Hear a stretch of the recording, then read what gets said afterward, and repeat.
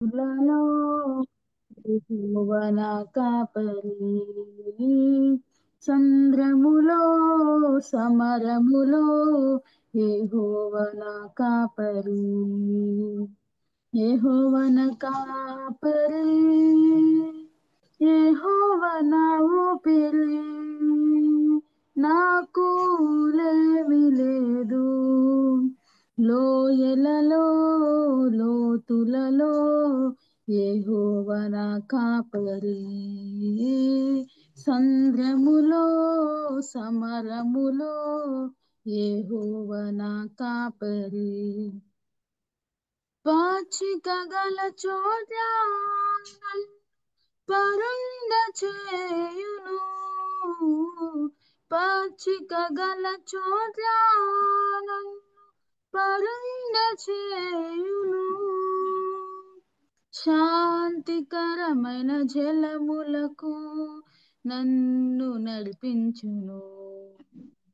శాంతికరమైన జలములకు నన్ను నడిపించును.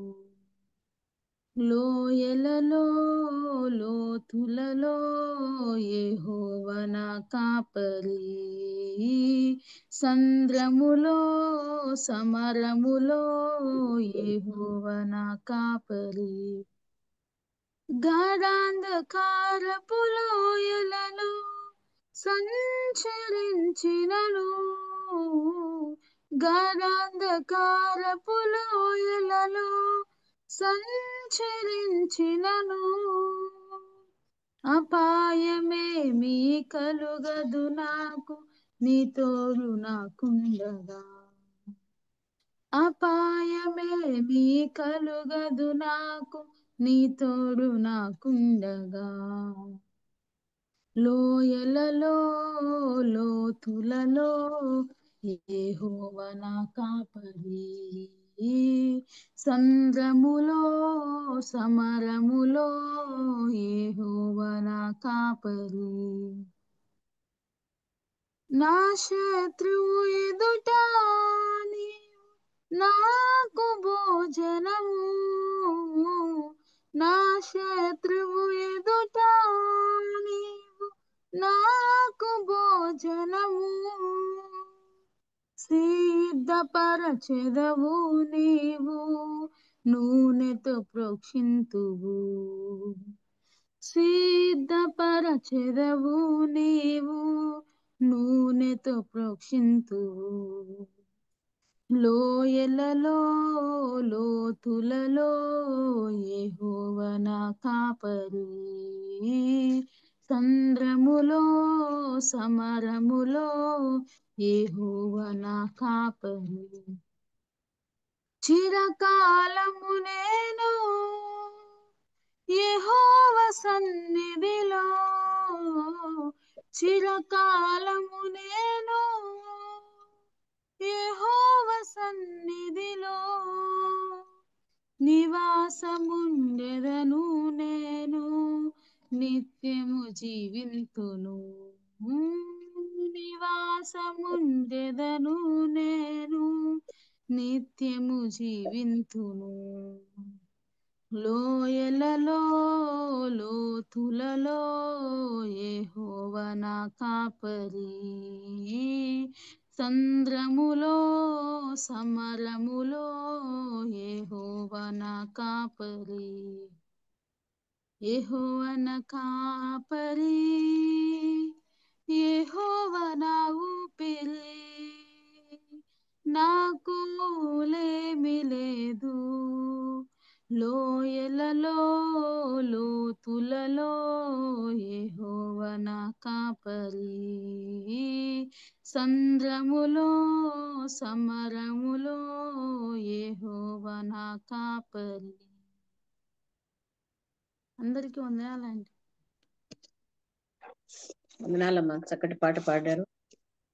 మన కాపరి మన ఊపిరి అయినటువంటి యేసయ్యను గురించి, సంద్రంలో సమరంలో గాఢాంధకారపులో ఇలా మనం సంచరించినా మనకి ఏ అపాయం కూడా రాదని 23వ దావీదు కీర్తనను బట్టి మనం చక్కటి పాట పాడి ప్రభువుని స్తుతిస్తూ పాడిన పాట బట్టి ప్రభువుకి, అలాగే పాట పాడినటువంటి ప్రహర్షిత గారికి కూడా వందనాలు తెలియజేస్తున్నాను.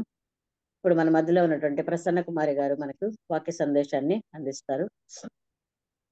అందరికీ వందనాలక్క. వందనాలు. అందరికి వందనాలు వందనాలు. సిస్టర్. వందనాలు. మీ అందరికి చేరి వచ్చిన మీ అందరికి వందనాలు తెలియజేస్తున్నాను. నాకు ఈ అవకాశం ఇచ్చిన కేజీ అక్కకి నా హృదయపూర్వక వందనాలు తెలియజేస్తున్నాను. వాక్య భాగానికి వెళ్ళబోయే ముందు చిన్న మాట నేను కూడా ప్రార్థన చేస్తాను. కృపా కనికరం గల మా ప్రియ పరలోక ముందున్న మా తండ్రి, మీ యొక్క మహిమంత ఘన పరిశుద్ధ శ్రేష్టమైన నామానికి వందనాలు చెల్లిస్తున్నాం నాయన. చాలా రోజుల తర్వాత మీ బిడ్డలతో తిరిగి జూమ్ మీటింగ్ లో కలుసుకోవడానికి మీరు ఇచ్చిన కృపకై స్తోత్రాలు చెల్లిస్తున్నాం ప్రభా. మేమేమై ఉన్నాం అది నీ కృపే రక్షక, అందుని బట్టి వందనాలు చెల్లిస్తున్నాం నాయన. ఆయా పాటను మహిమందిన దేవా స్తోత్రాలు. ఆయా సమయంలో చేరి వచ్చిన ప్రతి బిడ్డను బట్టి స్తోత్రాలు చెల్లిస్తున్నాం నాయన. వందనాలు తండ్రి, వందనాలు ప్రభ, గొప్ప దేవుడు నాయన. అయా మాట్లాడే దేవా నీకే స్తోత్రాలు చెల్లిస్తున్నాం నాయన. అయా నాయన తండ్రి, ఈ సమయం నాయన నాకు మీరు అనుగ్రహించినందుకే స్తోత్రాలు చెల్లిస్తున్నాం నాయన. నేను మాట్లాడితే మాకే మాత్రం ఉపయోగం లేదు పరిశుద్ధ ఆత్మదేవ. మాకు అవసరమైన సత్యాలు నాయన తండ్రి మీరే మాతో మాట్లాడమని ప్రార్థిస్తూ, అయ్యా వ్యర్థురాన్ని ప్రభా, దేనికి ఉపయోగం లేని నాన్న తండ్రి, నన్ను దయతో దుమ్ము ధూళేని నన్ను ఇప్పుడు మీ ప్రియబిడ్డలతో పాటు నన్ను కూడా జ్ఞాపకం చేసుకుని ప్రార్థిస్తూ ఈ చిన్న సమయాన్ని మీ అధికారం అప్పచెప్పుచున్నాం నాయన. అయ్యా ఎటువంటి డిస్టర్బెన్సెస్ లేకుండా సహాయం చేయండి నాయన. మీ కృపను మా జీవితాలు అనుగ్రహించని ప్రార్థిస్తూ నాయన తండ్రి మీకే మరోసారి వందనాలు చెల్లిస్తూ, బలహీనరాలు నాయన బలవంతులు మీ చేతులకు అప్పచెప్పుకోవచ్చు మీ కృపకే ప్రార్థిస్తూ, అయా శ్రేష్టమైన మాటలు మీరే మాతో మాట్లాడమని వేడుకోవచ్చు. చిన్న విన్నపములు తద్వారా మా జీవితాలు దిద్దుబాటు ఆశీర్వాదం అంటుండగా మీ కృపా కనికరాలు దయచేమని వేడుకోవచ్చు. క్రీస్తు ప్రభు వారి నామంలో స్తుతించి ప్రార్థించి నామం తండ్రి, ఆమేన్. ఆమేన్. ఆమేన్. ఆమేన్.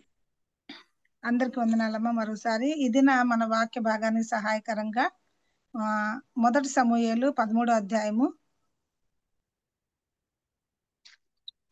మొదటి సమూయేలు 13వ అధ్యాయము 13వ అధ్యాయము 13వ వచనం నుంచి ఇక్కడ ఒక చిన్న వచన భాగాన్ని చదువుకుందామా. అందుకు సమూయేలు ఇట్లా, నేను నీ దేవుడైన యెహోవా నీకిచ్చిన ఆజ్ఞను గైకొనక నీవు అవివేక పని చేసితివి. నీ రాజ్యమును ఇజ్రాయెల్ మీద సదాకాలము స్థిరపరచుటకు యెహోవా తలచి ఉండెను. అయితే నీ రాజ్యము నిలవదు. యెహోవా తన చిత్తానుసారమైన మనసు గలకొని కనుగొని ఉన్నాడు. నీకు ఆజ్ఞాపించిన దాన్ని నీవు గైకొనపోతివి గనుక యెహోవా తన జనుల మీద అతని అధిపతినిగా నియమించును. ఇక్కడ ఈ వచన భాగం మీకు అందరికీ అర్థమైంటుందమ్మా. మనం ఎన్నోసార్లు విని ఉన్నాము. దేవుడు మరి ఇజ్రాయేల్ మీద సౌలుని ఎన్నుకున్నప్పుడు సౌలు ఇక్కడ మనం చూసినట్లయితే దేవుని మాట విన్నవాడు కాదు. తన సొంత అంటే సమూయేలు వచ్చేదాకా కాకుండా దహన బలులు అర్పిస్తాడు.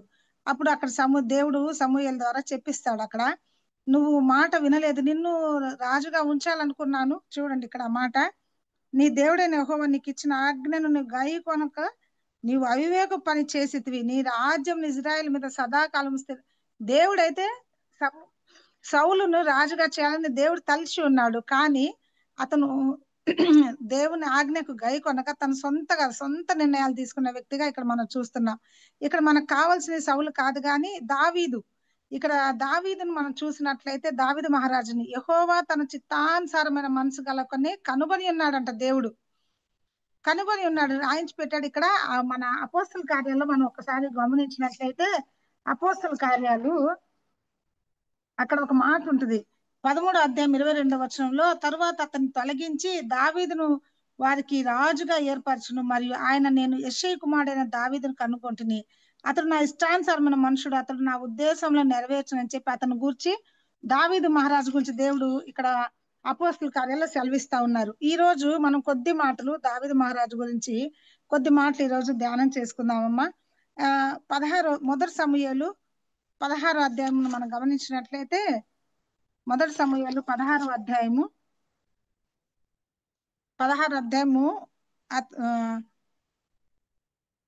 ఇక్కడ చూడండి. అంతటా యెహోవా సమూయేలుతో ఇలాగ సెలవిచ్చెను, ఇజ్రాయేల్ మీద రాజుగా ఉండటకు నేను విసర్జించిన సౌలును గూర్చి నీవెంతకాలం దుఃఖించుదువు?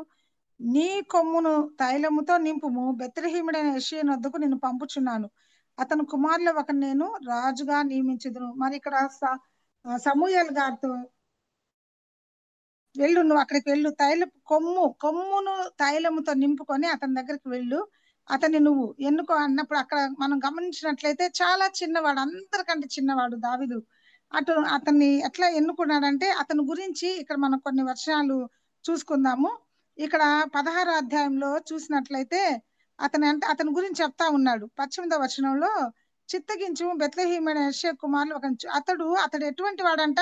ఇక్కడ అతని గురించి మాట పరిశుద్ధాత్మ దేవుడు రాయించిన మాటలు ఏంటంటే అతడు చమత్కారముగా వాయింపగలడు, అతడు బహుశూరుడు, యుద్ధశాలియు, మాట నేర్పరియు, రూపసి ఉన్నాడు, మరియు యెహోవా వానికి తోడుగా ఉన్నాడు. ఇది చాలా గొప్ప సంగతి అండి. అన్ని విషయాలు ఒక ఎత్తైతే ఇక్కడ ఇవన్నీ అతని గురించి చూడండి ఎన్ని రాయించి పెట్టారంటే ప్రభువారు బహుశూరుడును, యుద్ధశాలియు, మాట నేర్పరియు, రూపసినై ఉన్నాడు. మరియు ఇవన్నీ మన జీవితాల్లో ఇవన్నీ సక్రమంగా జరగాలి అని అంటే అక్కడ ఇంకొక మాట, ఆ మాట మన జీవితాలు మనం ఎన్నటికి మర్చిపోకూడదండి. యెహోవా వానికి తోడుగా ఉన్నాడు. దేవుడు తనకి తోడుగా ఉన్నాడంట. దేవుడు తనకు తోడుగా ఉండే జరిగే సంగతులు ఏంటంటే మనం ముందు చూద్దాము. అక్కడ గమనించినట్లయితే ఇతను ఏం చేస్తున్నాడు, ఇతన్ని తీసుకొని వచ్చారు. ఎక్కడికి తీసుకొచ్చారు? సౌలు గారి దగ్గరికి తీసుకొని వచ్చినప్పుడు 21వ వచనం చూసినట్లయితే దావీదు సౌలు దగ్గరకు వచ్చి అతని ఎదుట నిలవబడగా అతని యందు సౌలునకు బహు ఇష్టము పుట్టెను. అతడు సౌలు ఆయుధమును అంతట సౌలు దావీదు నా అనుగ్రహం పొందెను గనుక అతడు నా సముఖమందు సేవకుడు ఒప్పుకొనుమని యెషయికి వర్తమానం పంపెను. ఇక్కడ చూడండి, అక్కడ తన యొక్క విధేయత ద్వారా జరిగిన సంగతి ఏంటంటే రాజు దగ్గర ఉద్యోగం దొరికింది. అక్కడ రాజు గారి దగ్గర ఉద్యోగం దొరికినప్పుడు తన తండ్రిని అడుగుతున్నాడు, అతను నాకు కావాలి అని సౌలు గారు. తర్వాత మనం ముందు వెళ్దాము. తన చిన్న ఇంట్రొడక్షన్ ఇక్కడ మనం గమనించాల్సింది ఏంటంటే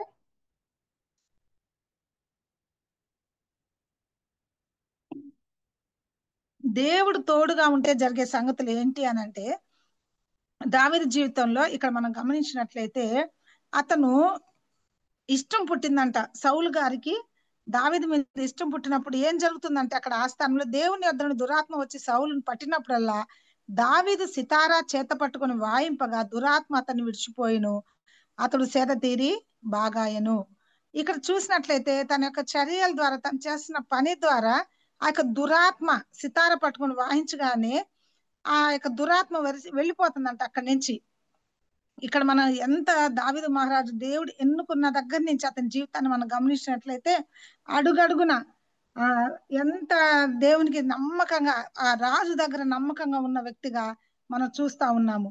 ఇక్కడ మనం చూసినట్లయితే 18వ అధ్యాయము 30వ వచనంలో చూసినట్లయితే ఇదే మొదటి సమయాలు 18:30లో ఇది దావీదు గారి గురించి మనం ఎన్నోసార్లు విన్నామండి. ఇదంతా చెప్పాలంటే చాలా సమయం పట్టింది, కానీ మనకి అవసరమైన విషయాలు ఈ దినము మనం మాట్లాడుకుందాము. 30వ వచనం చూసినట్లయితే ఫిలిష్తీయుల సర్దారులు యుద్ధమునకు వారు బయలుదేరి దావీదు బహు వివేకం కలిగి ప్రవర్తించుచు సౌలు సేవకులందరూ అతని పేరు ప్రసిద్ధికి ఎక్కెను. చూడండి అసలు ఎంత అంటే ఫిలిష్తీయుల యుద్ధం వచ్చిరి బహుగా. వారు బయలుదేరినప్పుడు దావీదు బహు వివేకము కలిగి ప్రవర్తిస్తున్నాడంట. వివేకము కలిగి ఉన్నాడు. ఇవన్నీ మనం చాలా ఇంపార్టెంట్. ఇవన్నీ మనం గుర్తు పెట్టుకోవాల్సిన అవసరం ఎంతైనా ఉందండి. వివేకము కలిగి ప్రవర్తిస్తున్నాడు. యుద్ధానికి వెళ్ళేటప్పుడు ప్రవర్తించడమే కాదు, విచారణ చేస్తున్నాడు. 18:30 చూస్తే విచారణ చేసే మనిషి కలిగి ఉన్నాడు. 7వ అధ్యాయము 2 సమూయేలు 7:1 మనం గమనించినట్లయితే 2 సమూయేలు 7:1 మనం గమనించినట్లయితే చూడండి, ఇక్కడ యెహోవా నలుదిక్కులు అతని శత్రువుల మీద అతనికి విజయం ఇచ్చి అతనికి నెమ్మది కలుగు చేసిన తర్వాత రాజు తన నగరి యందు కాపురం ఉండి నాతాను ప్రవక్తను పిలువనంపి. ఇక్కడ చూడండి, ఇక్కడ దావీదు మహారాజు స్థిరపడ్డాడు.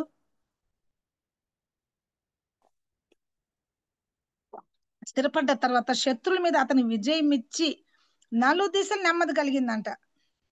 మన విశ్వాస జీవితంలో మన జీవితాల్లో నెమ్మది, సంతోషం ఇవన్నీ వచ్చేసాక మొట్టమొదట మనం ఏం చేస్తామంటే ఇప్పుడు దాకా కష్టపడ్డాను, ఇక నాకు నెమ్మది వచ్చిందని మనం దేని గురించి ఆలోచన చేస్తాం? ఫ్యూచర్ గురించి. ఇల్లు ఏం కడదాము, ఏమేం చేద్దాము, ఎట్లా చేద్దాము, ఇవి రకరకాల ఆలోచనలు వస్తాయి. కానీ దావీదు మహారాజు గురించి ప్రభువారు ఎలా రాయించి పెట్టారంటే ఇక్కడ చూడండి, అక్కడ అతని నెమ్మది, ఆ మాట మనం చాలా ఇంపార్టెంట్. అతని శత్రువుల మీద అతనికి విజయం ఇచ్చి అతనికి నెమ్మది కలుగు చేసిన తర్వాత రాజు తన నగరి యందు కాపురం ఉండి నాతానను ప్రవక్తను పిలువనంపి, నేను దేవదారు మ్రాణతో కట్టిన నగరి యందు వాసం చేయుచుండగా దేవుని మందిసము డేరాలు నిలిచినదనగా. చూడండి అక్కడ నా నాతను అంటున్నాడు, యెహోవా నీకు తోడుగా ఉన్నాడు, నీకు తోచిందంతే నెరవేర్చమనను.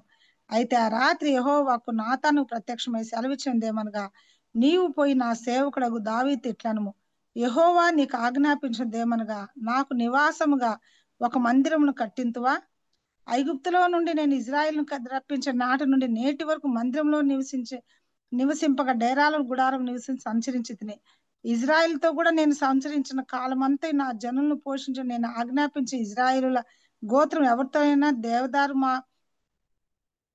దేవదారుమయమైన మందిరం ఒకటి మీరు నాకు కట్టింపకపోతే అని నేను ఎన్నడైనా అన్ని ఉంటున్నా. కాబట్టి నీవు నా సేవకుడు దావీదు ఇలాగ చెప్పుము, సైన్యములకు అధిపతి యెహోవా నీకు సెలవిచ్చిందేమనగా, గొర్రెల కాపులోనున్న నిన్ను గొర్రెల దొడ్డిలో నుండి తీసి ఇజ్రాయేలు నా జనమే అధిపతిగా నియమించి తిని, నీవు పోవు చోటునల్లా నీకు తోడుగా ఉండి నీ శత్రువులందరూ నీ ఎదుట నిలవకుండా నిర్మూలం చేసి లోకంలోని ఘనులైన వారికి పేరు నీకు కలగజేసి ఉన్నాను. మరియు ఇజ్రాయేలు నా జనులు ఇకను కదిలింపకుండా తన స్వస్థల ముందు నివసించినట్లు దాని యందు వారి నాటి పూర్వం ఇజ్రాయేలు నా జనుల మీద నేను న్యాయాధిపతులు నియమించిన తర్వాత వచ్చిన దుర్బుద్ధి గల జనులు ఇకను వారిని కష్టపెట్టగా ఇండునట్లుగా చేసి నీ శత్రువుల మీద నీకు జయమిచ్చి నీకు నెమ్మది కలుగు చేసి ఉన్నాను. మరి యెహోవా నాకు నేను నీకు తెలియజేయదేమనగా, ఇది చాలా ఇంపార్టెంట్. ఈ వర్షం మనం గుర్తుపెట్టుకుందాం. నేను నీ దినములు సంపూర్ణములగునప్పుడు నీవు నీ పితరులతో కూడా నిద్రించిన తర్వాత నీ గర్భంలో నుండి వచ్చిన నీ సంతతిని హెచ్చించి రాజ్యమును అతని స్థిరపరచుదును. అతడు నా నామ ఘనత కొరకు మందిరమును కట్టించును. అతని రాజ్య సింహాసనం నేను నిత్యముగా స్థిరపరచుదును. నేను అతని తండ్రిన ఇందును, అతడు నా కుమారుడయుండును. అతడు పాపం చేసినడలా ఇనుపదండముతోను మనుషులు తగు దెబ్బలతోను అతను శిక్షించును గాని, నిన్ను స్థాపించుటకై నేను కొట్టివేసిన సౌలునకు నా కృప దూరమైనట్టు అతనికి నా కృప దూరము చేయును. నీ మట్టుకు నీ సంతానమును నీ రాజ్యమును నిత్యము స్థిరమగును, నీ సింహాసనం నిత్యము స్థిరపరచబడినాను. ఇక్కడ దేవుడు దావీదు గారికి చెప్పమని మాటలు చూడండి. నువ్వు చేసింది మొత్తం మీరందరూ విన్నారు. ఇప్పుడు నేను చదివింది ఇక్కడ గమనించినట్లయితే, నువ్వొద్దు మందిరం నువ్వు కట్టొద్దు, ఎందుకంటే నువ్వు చాలా యుద్ధాలు చేసావు, రక్తాన్ని ఒలికించావు, కాబట్టి వద్దు, నీ సంతానంలోంచి ఒక కుమారుని ఇస్తాను, అతడు నా కొరకు మందిరం కడతాడని చెప్పినప్పుడు ఇక్కడ మనం గమనించాల్సింది ఏంటంటే, దావీదు మహారాజు గారికి వచ్చిన ఆలోచన మరి నాతాను ప్రవక్త చెప్పినప్పుడు, నాతాను ప్రవక్త అంటే దేవుడు వెంటనే మాట్లాడినప్పుడు ఇక్కడ మన పెద్దలైన మనము ఇక్కడ మనం ఆత్మీయంగా ఆలోచించాల్సింది ఏంటంటే, ఈ పని మందిరాల్లో పని ఇది నువ్వు చేయలేవమ్మా ఇది అన్నప్పుడు ఇక్కడ దావీదు మహారాజు మూతి ముడుచుకోలేదండి. అది మనం గమనించాలి. ఏమాత్రం నా కొడుకు ఇంకా వాడేంది ఎంతోడు ఎట్లా చేస్తాడనే మాట మాట్లాడలేదు. దేవుడు చెప్పిన మాట తల వంచాడు అక్కడ.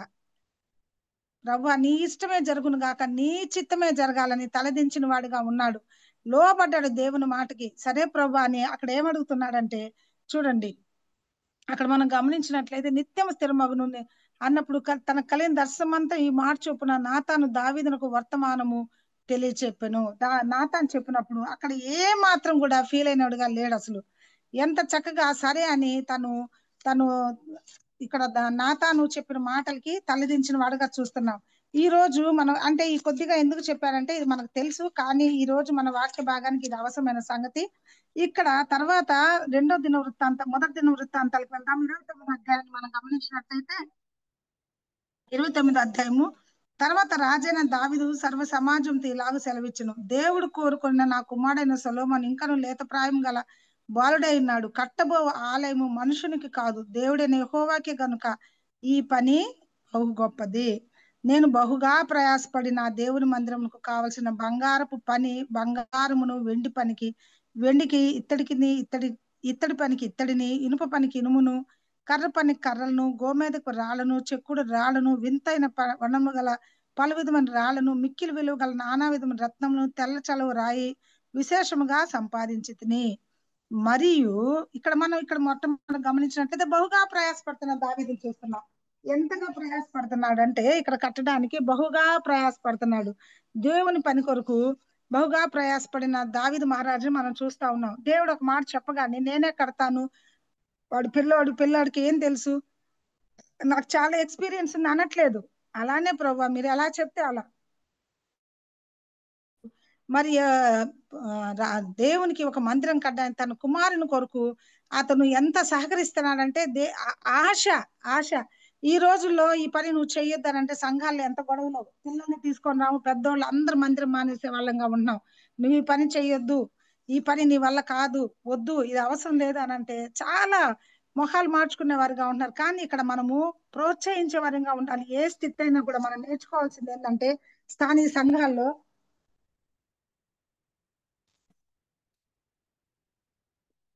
దేవుడు నాకేమిచ్చాడు, మనకి ఇయ్యంది ఎప్పుడు మందిరాల్లో చేయకూడదండి. దేవుడు నాకేమిచ్చాడు, దేవుడు మనకి ఇచ్చిన పనులు మనం నమ్మకంగా ఉండాలి. దేవుడు మనకు అప్పచెప్పిన పనులు అది ఏ పనైనా కానివ్వండి. ఇప్పుడు చూడండి, ఇక్కడ మనం ఈ దినం మనం గమనించాల్సింది, దావీదు మహారాజు ఆశపడ్డాడు మందిరం కట్టాలని. కానీ దేవుడు తనకు అప్పచెప్పింది నువ్వు కాదు మందిరం కట్టేది అన్నప్పుడు నాకేం పట్టింది, నన్ను కట్టొద్దు అన్నారు కదా అని పక్కకు వెళ్ళలేదు. మందిరం కట్టడానికి అయితే అవసరమైనయో అసలు చూడండి, ఆ మాట ఎంత చక్కగా పరిశుద్ధాత్మ దేవుడు ఇక్కడ వ్రాయించి పెట్టారంటే చూడండి అక్కడ, ఈ పని దేవుడైన యెహోవాకే గనుక ఈ పని బహు గొప్పది, బహు గొప్పగా ఆ పనిని ఆలోచన చేస్తున్నాడు. చూడండి అక్కడ గమనించినట్లయితే ఈ గొప్పదైన పనికి తను ఏం చేస్తున్నాడు, ఈ గొప్పదైన పని చేయాలంటే ఏం చేయాలి, బహుగా ప్రయాసపడుతున్నాడు. బహుగా ప్రయాసపడి అవన్నీ సమకూర్చి పెడుతున్నాడంట.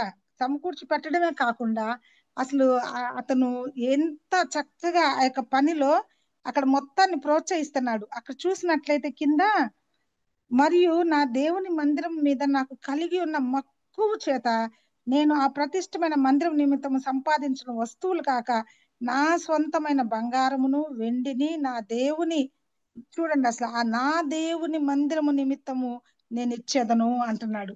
నిజంగా ఎంత గొప్ప మనసు అండి.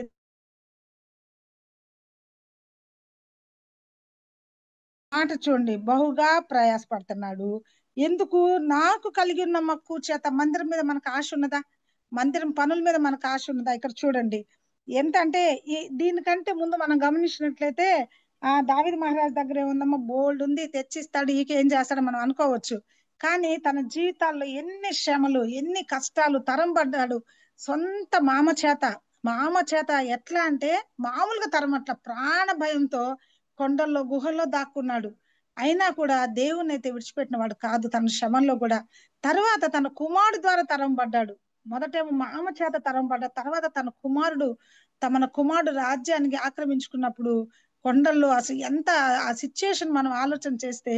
కానీ ఎప్పుడు కూడా అసలు చూడండి, మొదట మనం విన్నాము దావీదు దేవుడు తోడుగా ఉన్నాడు, ఆ విషయం తను ఎన్నడూ మర్చిపోలేదు. మన జీవితాల్లో కూడా, మన విశ్వాస జీవితంలో మనం మొట్టమొదటి గమనించాల్సింది అంటే రక్షించబడ్డ మన జీవితంలో దేవుడు అనుక్షణం, అది శ్రమైనా కష్టమైనా కన్నీరైనా దేవుడు మనకు తోడుగా ఉంటాడన్న విషయాన్ని మాత్రం మనం మర్చిపోకూడదు. చాలా మంది అంటారు దేవుడు వీళ్ళకి తోడుగా ఉంటే ఈ శ్రమలన్నీ ఏంటి, ఈ కష్టాలు ఏంటి, వీళ్ళు ఏం చేశారు, ఇలా చాలా మంది మాట్లాడతారు. వాళ్ళ మాటలకి మనం ఎప్పుడు భయపడకూడదండి. దేవుడు వాగ్దానం ఇచ్చిన దేవుడు, నమ్మదగిన దేవుడు. మరి దేవుడైతే వాగ్దానం ఇచ్చాడు సమూయేలుకు. సమూయేలు ద్వారా, నాతాన్ ద్వారా దేవుడు వాగ్దానం పలికిచ్చాడు, నీ సంతతిలో ఒకరిని ఈ రాజ్యంలో ఉంచుతాను, స్థిరపరుస్తాను అన్నప్పుడు ఆ మాట తన అంతరంగాలు దాచిపెట్టుకున్నాడు. ఆ మాటని దాచిపెట్టుకోవడం కాకుండా మరి ఎన్నడూ కూడా బయటపడిన వాడైతే కాదు. ఆ మాట గురించి ఆలోచన చేస్తా ఉన్నాడు. చూడండి అసలు తన సొంతమైన బంగారమును వెండిని నా దేవుని మందిరం నిమిత్తం నేను ఇస్తాను అంటున్నాడు. శ్రమలు అయిపోయాక, శ్రమల కాలం ముగిశాక, తర్వాత తను రాజ్యానికి వచ్చాక తనకు దేవుడు ఎంతో ఇచ్చాడు, నలుదిశలు నెమ్మదినిచ్చాడు, సంతోషించినప్పుడు తను మందసం గురించి ఆలోచిస్తా ఉన్నాడు. మందసాన్ని తీసుకొస్తారు, మందసం తీసుకొచ్చాక మందసాన్ని ఎక్కడ పెట్టాలని మందసం మందసం మందసం. దావీదు జీవితంలో మనం గమనించినట్లయితే అసలు మందసం తీసుకొని వచ్చేటప్పుడు రాజు అన్న సంగతి మర్చిపోయి నాటమాటప్పుడు తన భార్య అయిన మీకాలు తన్ని హీనపరిస్థితి ఒక నవ్వుతుంది అనమాట. అది మనకు అందరికీ తెలుసు. అయినప్పుడు కూడా తను ఏం ఫీల్ అవ్వడం కాకుండా ఎంత ఆనందం తన హృదయం, ఎంత అసలు దావీదు తను చూడండి మక్కువ చేత అంట. ఈ దినాల్లో ఈ మక్కువ ఉందా మందిరం పట్ల నాకు కలిగి ఉన్న, అసలు చూడండి మందిరం మీద మక్కువ, మందిరం మీద ఆ మాటలు చదువుతుంటే మళ్ళా చదవాలనిపిస్తుందండి. మందిరం మీద నాకు కలిగి ఉన్న మక్కువ చేత నేను ఆ ప్రతిష్టమైన మందిరం నిమిత్తము సంపాదించిన వస్తువులు కాక అంట చూడండి, నా సొంతమైన బంగారమును వెండిని నా దేవుని మందిరం నిమిత్తమే నేను ఇచ్చేదను. చూడండి ఎంత గట్టిగా మాట్లాడుతున్నాడంటే, అసలు అవన్నీ నా సొంతానికి నావేవైతే ఉన్నాయో అవన్నీ దేవుని మందిరం కోసం నేను ఇస్తానంటున్నాడు. అంతేకాకుండా గదుల గోడలు, రేకుమూతలు, బంగారం ఇవన్నీ కాకుండా ఇక్కడ ఒక మంచి మాట ఉంది చూడండి. 5వ వచనంలో, ఈ దినమున యెహోవాకు ప్రతిష్ఠితముగా మనఃపూర్వకంగా ఇచ్చువారు మీలో ఉన్నారా అని అక్కడ వాళ్ళని పిలుస్తున్నాడు. గదులు గోడలు 6,000 ఈ బంగారం ఇదంతా ఇచ్చుచున్నాడు అన్నప్పుడు, అప్పుడు పితరుల ఇండ్లకు అధిపతులను, ఇజ్రాయిల్ గోత్రపు అధిపతులను, సహస్రాధిపతులను, శతాధిపతులను, రాజు పని మీద నియమింపబడిన అధిపతులను కలిసి, ఇక్కడ చూడండి ఆ మాట, ప్రోత్సాహకర్తగా ఉన్నాడండి సంఘంలో. ఆ యొక్క మందిరానికి కట్టుబడి చేసేటప్పుడు ప్రోత్సాహకర్తగా వాళ్ళందరిని అడుగుతున్నారు, మీరు ఇంకెవరైనా ఉన్నారా అన్నప్పుడు చూడండి, ఇక్కడ మనఃపూర్వకంగా దేవుని మందిర పనికి 10,000 మణుగుల బంగారం ఈ అధిపతులందరూ కలిశారంట. ఇక్కడ ఒక రాజు గారు ఇవ్వడమే కాదు, అక్కడ ఉన్న వాళ్ళందరి పేర్లు ప్రభు వారు రాయించి పెట్టారు. శుద్ధాత్మ దేవుడు పితరుల ఇండ్లకు అధిపతులను, ఇజ్రాయేల్ గోత్రపు అధిపతులను, సహస్రాధిపతులను, శతాధిపతులను, రాజు పని అధిపతులను కలిసి మనఃపూర్వకముగా. ఇక్కడ మనం దేవుని సన్నిధిలో ఈ దినాల్లో మనం గుర్తుపెట్టుకోవాల్సింది ఏంటంటే, మనం ఏది చేసినా దేవుని సన్నిధిలో మనఃపూర్వకంగా చేయాలండి. మనఃపూర్వకంగా అక్కడ పరిశుద్ధాత్మ దేవుడు ఎలా రాయించి పెట్టారు, మనఃపూర్వకంగా దేవుని మందిర పనికి 10,000 మణుగుల బంగారమును, 20,000 మణుగుల బంగారపు ద్రాములను, 20,000 మణుగుల వెండిని, 30,000 ఇత్తడిని, 2,00,000 మణుగులు ఇవన్నీ ఇచ్చి చూడండి, తమ యొద్దన్న రత్నములు వాటిని తెచ్చి యెహోవా బొక్కస మీద గెర్షోని వారు. ఇక్కడ చూడండి ఈ మాటలు ఈరోజు చాలా ఇంపార్టెంట్ మనకు. వారు పూర్ణ మనస్సుతో మనఃపూర్వకంగా ఒకటైతే పూర్ణ మనసుతో యెహోవాకు ఇచ్చి ఉండిరి గనుక వారు అలాగు మనఃపూర్వకంగా ఇచ్చినందున జనులు సంతోషపడిరి. మన నిజ జీవితాల్లో కూడా మనం గుర్తు పెట్టుకోవాల్సింది ఏంటంటే, మనము మందిరాల్లో పని మనఃపూర్వకంగా చేసినప్పుడు అది ఇతరులకు కూడా జనులు సంతోషపడిరి కలిగిద్దంట. మనం హృదయపూర్వకంగా పని చేసినప్పుడు అక్కడ సంతోషం కలిగిద్ది. వారు పూర్ణ మనసుతో యెహోవాకి ఇచ్చారంట, పూర్ణ మనసుతో. ఇక్కడ గమనించినట్లయితే చూడండి కింద, రాజైన దావీదు కూడా బహుగా సంతోషపడి సమాజమును పూర్ణముగా ఉండగా యెహోవాకు ఇట్లు స్తోత్రములు చెల్లించెను. మాకు తండ్రిగా ఉన్న ఇజ్రాయేలు దేవా యెహోవా, నిరంతరము నీవు స్తోత్రార్హుడవు. యెహోవా భూమి ఆకాశమునందుండు సమస్తమును నీ వశము. మహత్యమును, పరాక్రమును, ప్రభావమును, తేజస్సును, ఘనతయు నీకే చెందుచున్నవి. యెహోవా రాజ్యము నీది. నీవు అందరి మీద నిన్ను అధిపతిగా హెచ్చించుకొని ఉన్నావు. ఐశ్వర్యమును, గొప్పతనమును నీ వల్ల కలుగును. నీవు సమస్తమును ఏలువాడువు. బలమును, పరాక్రమమును ఈ దానములు హెచ్చించువాడువు. అందరికి బలమిచ్చువాడువు నీవే. ఇక్కడ చూడండి దావీదు బహుగా సంతోషపడి అసలు అక్కడ అంటున్నాడు చూడండి, దేవుని స్తుతిస్తా ఉన్నాడండి. అయ్యా నాకుందని అక్కడ దావీదు మహారాజు అసలు అతిశయపడలేదండి. ఎట్లా దేవుణ్ణి ఎంత కొనియాడుతున్నాడంటే, తన రాజ్యంలో ఉన్న వాళ్ళకి నేర్పించిన సంగతి దేవుని స్తుతించడం. ఎంత స్తుతిస్తున్నాడంటే అసలు ఆ మాటలు చూడండి. మన జీవితాల్లో మనం ఎప్పుడైనా ఈ మాటలు పలుకుతున్నాం, మనకు కాస్త రాగానే నా బిడ్డల ద్వారా నాకు ఇది వచ్చింది, లేకపోతే నా పూర్వీకుల ద్వారా ఇది వచ్చింది, లేకపోతే మా వాళ్ళు ఇచ్చారు, ఈ మాటలు మాట్లాడతాం. అసలు ఇక్కడ అంటున్నాడు చూడండి ఆ మాట, అయ్యా ఇవన్నీ నువ్వే, ఈ సమస్తము నీది, ఈ సమస్తం నీ వశం ఉన్నాయ్యా, అయ్యా నీదే, ఇదంతా నీదే. అసలు ఆ మాటలు చూడండి చాలా మంచిది. దేవుని కొనియాడుతా ఉన్నాడు. ఈ ప్రకారము మనఃపూర్వకంగా ఇచ్చు సామర్థ్యం మాకుండుట నేనెంత మాత్రపు వాడినయ్యా, నా జనులు ఎంత మాత్రపు వారు, సమస్తము నీ వల్లనే కలిగిన కదా. నీ స్వసంపాద్యములో కొంత మేము నీకు ఇచ్చి ఉన్నాము. అసలు ఎంత అద్భుతమైన మాట చూడండి. అసలు ఆ మాట చదువుతుంటే అసలు ఎంత సంతోషం అంటే, అసలు ఆ మాటలు అంటున్నాడు చూడండి, అయ్యా ఈ ఇచ్చే సామర్థ్యం కూడా నువ్వే మాకు ఇచ్చింది. ఆ మాట చూడండి, అండర్లైన్ చేసుకోవాలి మనం. ఈ ప్రకారం మనఃపూర్వకంగా ఇచ్చే సామర్థ్యము మాకు మేమెంత మాత్రం అయ్యా ఈ సామర్థ్యం ఇచ్చే మనసు కూడా నువ్వే మాకు ఇచ్చింది అని దావీదు మహారాజు ఎంత ఆనందంతో మాట్లాడుతున్నాడు. అయ్యా అంటున్నాడు, అయ్యా మా పితరులందరి వలనే అయ్యా నువ్వు ఇచ్చిన దానిలోనే మేము ఇస్తున్నాం నాయన, ఈ సమస్తం నీ వల్లనే కలిగింది. చాలా మంది అంటారు మందిరాలు కట్టేటప్పుడు ఇవన్నీ మేము సమకూర్చాం. అసలు మనకు లేదు కానండి, పల్లెటూరులో మనం చూస్తే ఫ్యాన్ల మీద బల్లల మీద ఎవరైతే ఇచ్చారో వాళ్ళందరి పేర్లు రాయించి పెడతారు గొప్పతనం కోసం. ఇక్కడైతే ఎక్కడ కూడా దావీదు మహారాజు గాని ఇచ్చిన వాళ్ళ పేర్లు గాని ఎక్కడ రాసినట్టు రత్నాల మీద రాళ్ళ మీద రాసినట్టు లేదండి. ఇక్కడ మనం గమనించాలి. చూడండి అసలు మేము ఏ పాటి వాళ్ళమయ్యా, ఈ సమస్తము నీ వల్లే కలిగింది కదా అయ్యా, నువ్విచ్చిన దానిలోనే మేము కొంత నీకు ఇచ్చాం నాయన అంటున్నాడు. మా పితరుల వల్ల మేము నీ సన్నిధి అతిథులము పరదేశులమై ఉన్నాము. మా భూనివాస కాలము నీడంత అస్థిరము, స్థిరముగా ఉన్నవాడు ఒకడు లేడు. చూడండి ఇక్కడ ఈ మాట అసలు ఎంత గొప్ప మాట అంటే, చాలా మంది అంటారు నాకేం ఇబ్బంది లేదు, నేను ఇంకా అసలు చాలా ఇక్కడే ఉండిపోయినట్టు ఆస్తిపరులు మాట్లాడుతూ ఉంటారు. కోటీశ్వరుల మాటలు నాకేం తక్కువ లేదు, నేను అన్ని సెటిల్ చేసేసాను, ఈ మాటలు వ్యర్థమైన మాటలు మాట్లాడు. దావీదు మహారాజు దగ్గర మనం నేర్చుకోవాల్సిన మాటలు ఏంటంటే అంటున్నాడయ్యా, మా పితరులందరి వల్లనే మేమును నీ సన్నిధిని అతిథులమును పరదేశులమై ఉన్నామయ్యా. మా భూనివాస కాలము నీడ ఎంత తగ్గించుకుంటున్నాడంటే తను ఏ పాట వాళ్ళం ప్రభా, ఇంతలో కనబడి అంతలో మేము ఆవిరి వంటి వారమైన మమ్మల్ని మీరు జ్ఞాపకం చేసుకున్నారు ప్రభా అని తను దేవుని దగ్గర మొరుపెడతా ఉన్నారు. చూడండి కింద వర్షం బాగా మనం చదివినట్లయితే, మా దేవ యెహోవా నీ పరిశుద్ధ నామం యొక్క ఘనత కొరకు మందిరం కట్టించుటకై మేము సమకూర్చిన ఈ సమస్త ఆదాయం నీ వల్ల కలిగినదే, అదంతయు నీది అయినది. ఇక్కడ ఇది చాలా ఇంపార్టెంట్. చదువుతా ఉంటే ఒక పక్క బనాల్లో కొద్దిగా ఒక ₹1,00,000 ఎక్కువే కానీ ఫస్ట్ పేరు వాళ్ళది రాయి అంటారు. మందిరాలు కట్టేటప్పుడు 1,00,000 2,00,000 వచ్చి ఎక్కువగా ఇస్తే ఫస్ట్ పేరు మాది రాయండి, అనౌన్స్ చేయండి అని అంటారు.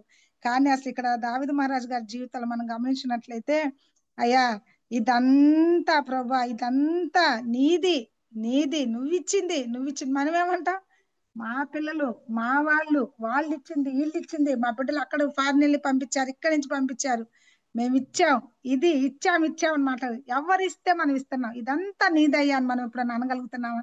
దేవా ఇదంతా నువ్వు ఇచ్చింది. ఇక్కడ మనం గమనిస్తే, నా దేవా నీవు హృదయ పరిశోధన చేయొచ్చు, యథార్థవంతులు ఎందు ఇష్టపడుచున్నావని నేను ఎరుగుదును. నేనైతే యథార్థ హృదయం గలవాడిని ఇవి అన్నీ మనఃపూర్వకంగా ఇచ్చి ఉన్నాను. ఇప్పుడు ఇక్కడ నుండి నీ జనులు నీకు మనఃపూర్వకంగా ఇచ్చుడు చూచి సంతోషించుచున్నాడు. ఇక్కడ మనం గమనించినట్లయితే దావీదు మహారాజు ఎంత ధైర్యంగా చెప్తున్నాడంటే, అయ్యా నేను మనఃపూర్వకంగా ఇచ్చి ఉన్నాను. ఈ ప్రజలు కూడా వాళ్ళు అక్కడ మన పై వర్షంలో చదివాము, సహస్రాధిపతులు, శతాధిపతులు, అధికారులు, ఇజ్రాయెల్ గోత్ర అధిపతులు అందరూ, పితరుల ఇండ్లకు అధిపతులు, వీళ్ళందరూ కలిసి తెచ్చింది. వాళ్ళు కూడా అంట మనఃపూర్వకంగా తెచ్చారంట. మందిరము వర్ధిల్లాలంటే అందరూ మనఃపూర్వకం కలిగి పనిచేయాలి. అంటే దాని అర్థం ఏంటంటే, కలిగి ఎప్పుడైతే మందిరాల్లో అందరం కలిసి ఉంటామో, ఏక మనసు కలిగి ఉంటామో, ఐక్యత, ఇక్కడ నేను ఇంకొక మాట అంటాను దీన్ని, ఐక్యతతో వాళ్ళు తీసుకొచ్చినప్పుడు ఎక్కడ ఐక్యత ఉంటుందో అక్కడ ఆశీర్వాదము శాశ్వత జీవాన్ని దేవుడు అనుగ్రహిస్తానండి. ఇక్కడ మనం గమనించినట్లయితే చూచి సంతోషించుచున్నా అంటాడు. అక్కడ మనం గమనించినట్లయితే, అబ్రహాము, ఇస్సాకు, ఇజ్రాయేలు అను మా పితృదేవా యెహోవా నీ జనులు హృదయపూర్వకంగా సంకల్పించిన ఈ ఉద్దేశం నిత్యము కాపాడము, వారి హృదయము నీకు అనుకూలపరచుము. ఇక్కడ ప్రార్థన చేస్తున్నాడు, ప్రభా హృదయపూర్వ సంకల్పించి ఈ ఉద్దేశం నిత్యము కాపాడమంటున్నాడు. మనము ఇవ్వడం ఎంతో, ప్రార్థన చేయడం కూడా అంతే అవసరం అండి. అడుగడుగున దావీదు మహారాజు గారి జీవితాలు మనం గమనించినట్లయితే ఎప్పుడు కూడా తను ప్రార్థన మర్చిపోయిన వాడు కాదు.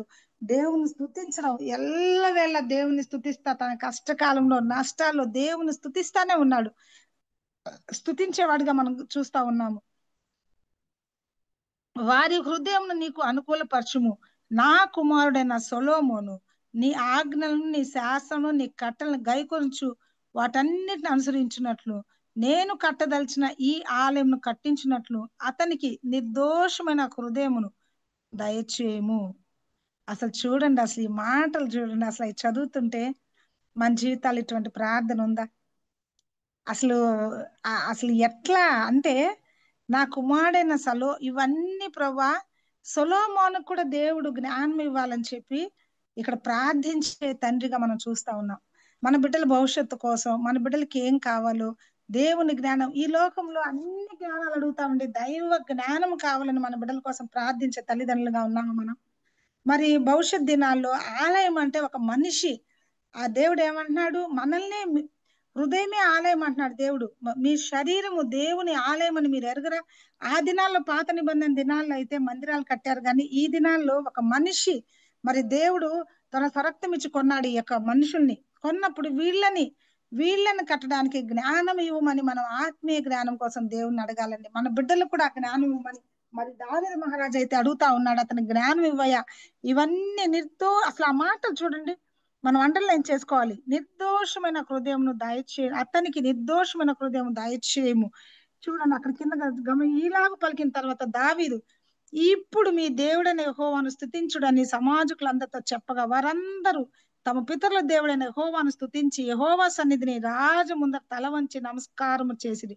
తరువాత వారు యెహోవాకు బలులు అర్పించిరి. మరునాడు దహన బలిగా. ఇవన్నీ చూస్తే ఇక్కడ మనం గమనించినట్లయితే అండి, ఇదంతా మనకి వాళ్ళు తర్వాత వారు చేసిన కార్యాలు, బలులు ఎలా అర్పించారు, ఇదంతా. దీనికంటే ముందు మనం చేయాల్సింది ఏంటంటే విధేయత, దేవుని పని పట్ల శ్రద్ధ, దేవుని పని పట్ల ఆసక్తి చాలా అవసరం. ఈ దినాలు దుర్దినాల్లో ఉన్నామండి. సమయాన్ని పోనీక మనం సద్వినియోగం చేసుకోవాలి. ఎంత భయంకరమైన దినాల్లో ఉన్నామంటే సంఘం కలిసిపోవచ్చు, సంఘం అంతా కట్టుకట్టుకొని వెళ్దాం లోకంలో గొడవల కోసం. కానీ ఈ దినాల్లో సంఘాల్లో గొడవలు. దీనికి కావాల్సింది ఏంటంటే ఐక్యత, ఓర్చుకోవడం, తగ్గింపు, విధేయత. ఇది చాలా అవసరం. ఒకరి పట్ల ఒకరు శ్రద్ధ కలిగి ఉండాలి. ఒకరి పట్ల ఒకరు ప్రేమ దోషములన్నింటినీ కప్పేదిగా ఉంటుండగా అట్టి ప్రేమ కలిగి ఉందాము. దుర్దినాల్లో ఉన్నాం. ఎంత భయంకరమైన దినాలంటే ఏర్పరచబడిన వారే అసలు వీరు నమ్మకమైన వారు సంఘాలు అన్న వాళ్ళని దేవుడు సాతాను చెదరగొట్టే దినాల్లో మనం ఉన్నాము. దీనికి ఏంటి అనంటే అనైక్యత, తగ్గింపు లేని స్వభావము, ప్రేమించలేని స్వభావం ద్వారా కుటుంబాల్లో గలిబిలి, సంఘాల్లో గలిబిలి, ఎక్కడ చూసినా కూడా దీనికి అంతటి ఓర్చుకోవాలా. ప్రేమ అన్నిటిని కప్పిద్ది. ఓర్పు కలిగి ఉండాలి. ఓర్పు అంట గొప్ప ద్రోహ కార్యాలు చేయకుండా ఆపిద్దంట. అట్టి ఓర్పు, ఎటువంటి ఓర్పు? ఈ లోకానికి సంబంధించిన ఓర్పుగా దేవుని పిల్లలమైన ఓర్పు. దేవుడు మనల్ని ఎలా ఓర్చుకున్నాడు? కల్వరి శిలువలో మనం తను పరిశుద్ధమైన రక్తం, తను గాయాలు పొందుతా కూడా శ్రమలు కలిగి ఉన్న ఆ శ్రమల్లో కూడా దేవుడు ఎంత ఓర్చుకున్నాడు. ఆ యొక్క ఓర్పు మనం కూడా కలిగి ఉండాలండి ఈ దినాల్లో. మరి ఇక్కడ మనం గమనించినట్లయితే ఎంత చక్కగా అసలు తర్వాత నాకు ఈ దావీదు మహారాజు లైఫ్ స్టోరీ అంతా ధ్యానం చేస్తా ఉంటే తను నాకు అంత సెటిల్ అయిపోయింది, అంత హ్యాపీ అని తను సంబరపడట్లేదండి. ఒక కోరిక అడుగుతున్నాడు, ఒక వరాన్ని అడుగుతున్నాడు. ప్రవ్వా, నా కుటుంబం నిత్యము నీ సన్నిధిలో ఉండాలి అని కోరుతా ఉన్నాడు. మరి మన జీవితాల్లో మనం ఏం కోరుతున్నాం? ఎవరికి వాళ్ళు స్వపరీక్ష చేసుకుందాం. మనం ఏం కోరుతున్నాం? మన పిల్లలు ఫారిన్ లో ఉండాలి, మన పిల్లలు మంచి వెల్ సెటిల్ అయిపోవాలా.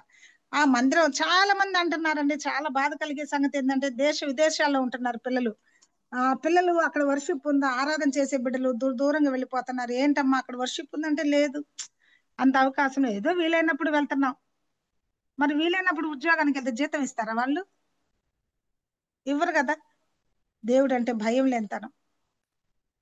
ఇక్కడ మనం గమనించినట్లయితే అబ్రహాము జీవితం ఎక్కడికి వెళ్ళినా బలిపీఠాలు కట్టాడండి. ఎక్కడికి వెళ్తే అక్కడ బలిపీఠం, అదే తన కుమారుడికి నేర్పించాడు. అంటే బలిపీఠం కట్టంటే ఆరాధన వెతుక్కోవడం. మరి ఈనాటి బలిపీఠాలు మరి మనం ఆరాధన చేయడానికి వెతుక్కుంటూ వెళ్తున్నామా? మందిరము దగ్గరగా ఇల్లు తీసుకోవాలని తలంపు మనకు కలిగి ఉంటుందా? ముందు అసలు చాలా పిటి దేవునికి దూరం అయిపోతున్నారు. చాలా మంది పిల్లలు ఆరాధన స్థలం అనేది వెతకలేకపోతున్నారు. ఆదివారం ఉద్యోగాలు అయితే చేస్తున్నారండి. విస్తారమైన దేవుడు జ్ఞానం ఇచ్చాడు ఒక్కొక్కరి బిడ్డకి. ఆ జ్ఞానం ద్వారా సంపాదన అయితే సంపాదిస్తున్నారు, కానీ నిజమైన జ్ఞానము, ప్రభువుని వెతకడం చాలా తక్కువైపోయింది ఈ దినాల్లో. మరి ఇక్కడ దావీదు మహారాజు అయితే ఒక కోరుతున్నాడు, అయ్యా అతనికి బుద్ధినివ్వు, జ్ఞానాన్నివ్వు అని అడిగినప్పుడు దేవుడు అసలు ఎంత అద్భుతం. తర్వాత సొలొమోను జీవితం మనం గమనించినట్లయితే దేవుడు ఎంతో గొప్ప మందిరాన్ని తన చేత కట్టించాడు. అంటే అది ఈ లోకంలో శారీరక మందిరం కానీ ఆత్మ సంబంధ మందిరాలు మన బిడ్డలు మనం కట్టగలుగుతున్నామా? ఒక మాదిరికైన జీవితం మన దగ్గర కోరుతున్నాడు దేవుడు. దేవుని సన్నిధి పట్ల మక్కువ, దేవుని సన్నిధి పట్ల శ్రద్ధ, దేవుని మందసం గురించి ఆలోచన, దేవుని పని పట్ల ఆలోచన. మందిరం మరి నిద్రపోవట్లేదంట దావీదు మహారాజు. మనమైతే మందిరంలో ఏం చదువుతుంటే మనమేం నిద్రపోతున్నాం? సమయానికి వెళ్ళగలుగుతున్నామా? అపోస్తల బోధ, సహవాసం, రొట్టె విచ్చుట, ప్రార్థన చేయడం ఎడతెగక ఉండాలి. అది చాలా ఇంపార్టెంట్. మరి నిజంగా ఒక ఆదివారం అన్నం తిని గమ్మునుంటే కడుపు నిండిద్దా? చాలా మంది ఆదివారం క్రైస్తవులు అయిపోయారు. మొన్న మా దైవ సేవకులు చెప్తా ఉన్నారు. మరి నిజంగా శనివారం విజ్ఞాపన కంటే వేళ్ల మీద లెక్క పెట్టాల్సి వస్తుంది. ఆదివారం అయితే మందిరాలు పట్టక బయట కుర్చీలు మొత్తం కుర్చీలు వేయాల్సి వస్తుంది. ఎందుకు అంత శ్రద్ధ? శ్రద్ధ గలవాడు ఐశ్వర్యవంతుడు అవుతాను దేవుడు చెప్పాడు. అదే సమయంలో అశ్రద్ధగా చేస్తే శాపం. దేవుని పని ఏదైనా మనం అశ్రద్ధగా చేస్తే అది శాపగ్రస్తులం అవుతామండి. మనం గమనించుకుందాం. మన బిడ్డల్ని మాదిరికరమైన జీవితం మరి మక్కువ కలిగి ఉన్నాడు దావీదు మహారాజు జీవితం మనం గమనించినట్లయితే దేవుని పని పట్ల ఎంతో మక్కువ. అదే తన బిడ్డకు కూడా నేర్పిస్తా ఉన్నాడు. మరి ఆ బిడ్డ కూడా ఇలా చేయాలి. తర్వాత మనం చదువుకోండి 2వ దినవృత్తాంతాలు 29వ అధ్యాయం, ఆ ముందు వర్షాలు అధ్యాయాలు అన్ని చదివితే మనకు అర్థమవుతుంది. సొలొమోను కూడా ఎంతో శ్రద్ధగా కట్టిన వాడిగా మనం చూస్తా ఉన్నాం. అవన్నీ నువ్వు కట్టొద్దన్నప్పుడు ఎక్కడ కూడా తన మూతి ముడుచుకొని బాధపడిన వాడిగా కాదు. తర్వాత సంఘాల్లో కూడా ఈ దిన సంఘాలు మనం నేర్చుకోవాల్సింది ఏంటంటే మనకు అప్పు చెప్పిన పని ఏంటి, మన మన మన తర్వాత తరం వారికి ఏం మనం విడిచిపెట్టిపోవాలి, ఏం నేర్పించుకోవాలి. అదిగో ఆ అక్క ఉన్నప్పుడు, ఆ అక్క ఈ భూమి మీద ఉన్నప్పుడు ఈ పని అంతా చేసేది. ఆ పని అంతటితో ఆగిపోకూడదండి. మనం భూమి మీద ఉన్నప్పుడే మనం చేసే పనిని 10 మందికి పంచి పెట్టి వెళ్ళాలి. మనం ఏం చేస్తాం, ఈ పని నాతోనే క్లోజ్ అవ్వాలనే మనసు చెడ్డ మనసు. మనం ఉండగానే మన లాంటి వాళ్ళని 10 మందిని తయారు చేయాలి. పని చేసే వాళ్ళని మందిరాల్లో సిద్ధపరిచి పెట్టాలి. అది చాలా అవసరం.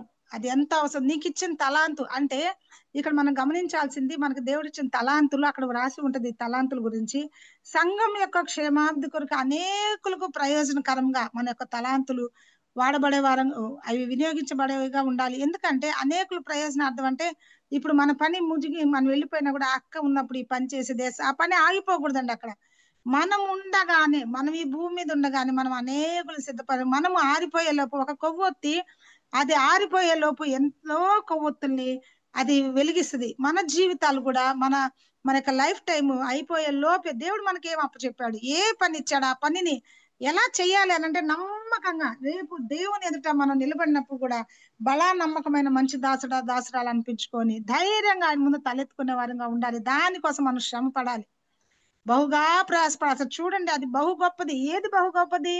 దేవుని పని బహు గొప్పది. తన ఇల్లు కట్టుకోవడం గొప్పది అనలేదు ఇక్కడ దావీదు మహారాజు. తన తన పిల్లల సెటిల్మెంట్స్ బహు గొప్పది. దేవుని పని, మందిరం యొక్క పని బహు గొప్పదిగా ఎంచుతున్నాడు. మన జీవితాల్లో అది ఆలోచిస్తున్నామా? దేవుని పని బహు గొప్ప, అది గొప్పది అని మనం ఎంచినప్పుడు బహుగా ప్రయాసపడాలి. మక్కువ అంట ఇష్టం కలిగి ఉన్నాడు. మందిరం మీద ఇష్టం కలిగి అవన్నీ సమకూర్చి తన యొక్క ఇష్టాన్ని చూసి, తన యొక్క తపను చూసి సహస్రాధిపతులు, అధిపతులు వాళ్ళందరూ కూడా మనఃపూర్వకంగా దేవుని మందిరాన్ని తెచ్చిచ్చేవారిగా ఉన్నారు. మనం ఏ మనసుతో దేవుని మందిరాన్ని తెచ్చిస్తున్నాం? సంతోషకరమైన మనసుతో దేవునికి ఇవ్వాలండి. దేవునికి ఇచ్చి నష్టపోయిన వాళ్ళు, చెడిపోయిన వాళ్ళు ఎవ్వరు లేరు. మరి అపోస్తుల కార్యాలు మనం గమనించినట్లయితే అననీయ సప్పీరాలు వారిద్దరు ఏక మనసు కలిగి, ఏ విషయంలో ఏక మనసు ఉంది చూడండి, దాచుకొని తెచ్చిచ్చారు. ఎవరిని అడిగారు? అక్కడ శిష్యులు అడిగారు? ఏం అడగలే. వాళ్ళకే వాళ్ళు ఈ దినాలు ఎలా ఉంటున్నాం? ఏక మనసు, యథార్థమైన మనసు, దేవుని పని పట్ల ఏక మనసు కలిగి దేవుడికి ఇచ్చేది సంతోషంగా భార్యాభర్తలు ఒకరికొకరు చెప్పుకొని ధైర్యంగా దేవుని సన్నిధికి తేవాలని, తద్వారా ఎంత ఆశీర్వాదం అంటే ఆ కుటుంబానికి మామూలుగా ఆశీర్వాదం కాదండి. ఈ లోకంలో జనాలు లోకం దృష్టికి దేవుని సన్నిధిని ప్రేమించేటప్పుడు వెరి వాళ్ళమే. ఈ లోకం వాళ్ళకి ఏం పని లేదు, పిచ్చి, దేవుని పని అంటే పిచ్చి, నిద్రలేతే మంత్రం అనుకోనివ్వండి, ఏం పర్వాలేదు. ఆయన దేవుడిచ్చే బహుమతులు అవి చాలా శ్రేష్టమైన విలువైనవి. అవి మన దగ్గర నుంచి ఎవరు దొంగిలించలేరు.